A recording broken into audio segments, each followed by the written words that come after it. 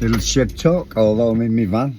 So, celebrating your successes, celebrating your outcomes. I was talking to one of my mindset clients last night, and we're on about a day at a time, and talk about recovery, being in recovery, and small wins.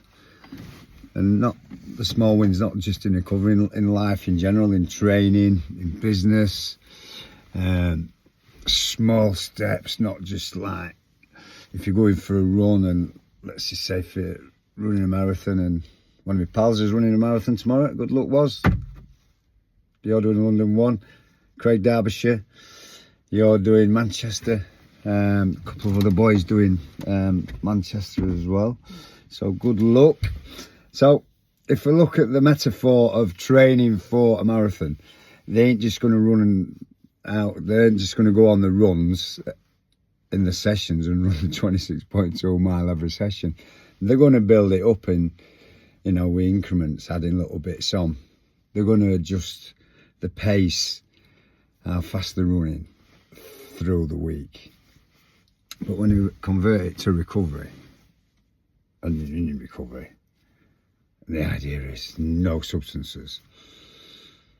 They're in a steady progression with that. It's just comes to a point where you've just got to stop doing. You've got to stop it. Otherwise, there's no progression, is there? It's still the same. And if you're still the same, you've still got old habits, old beliefs. What's wiring and firing together is always going to be there till you're no longer firing and wiring together. So it was really interesting talking to him last night, and he's quite a bit into his recovery now, and the changes that he can see in people, and the different kind of conversations what you have with people, and how they're managing life differently, and how the perception of what they're doing is different, and there's a lot of self-reflection there, and they're starting to see the change.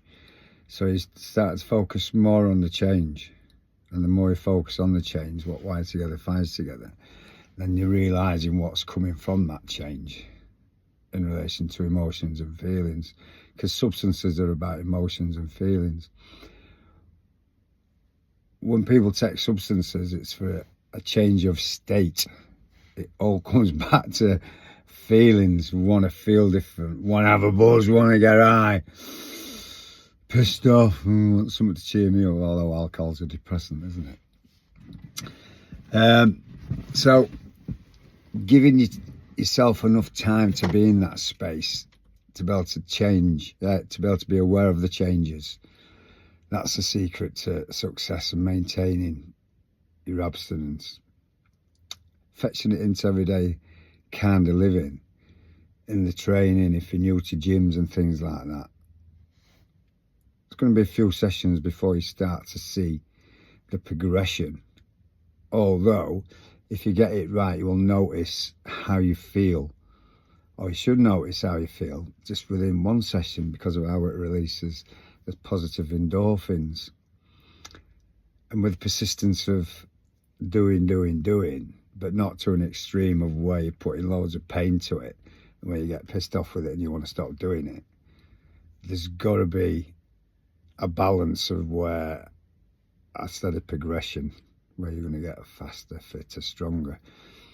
And although some sessions are difficult and some sessions are very hard, especially with some of the fighters that I work with, they need to be with the professional fighters, so they're training at different levels, different intensities, because they've got different outcomes. So it's about knowing your outcomes as well, I suppose. But going back to what I wanted to talk about really was, just look for small wins in the day. Give yourself a pat on the back for them small wins in the day.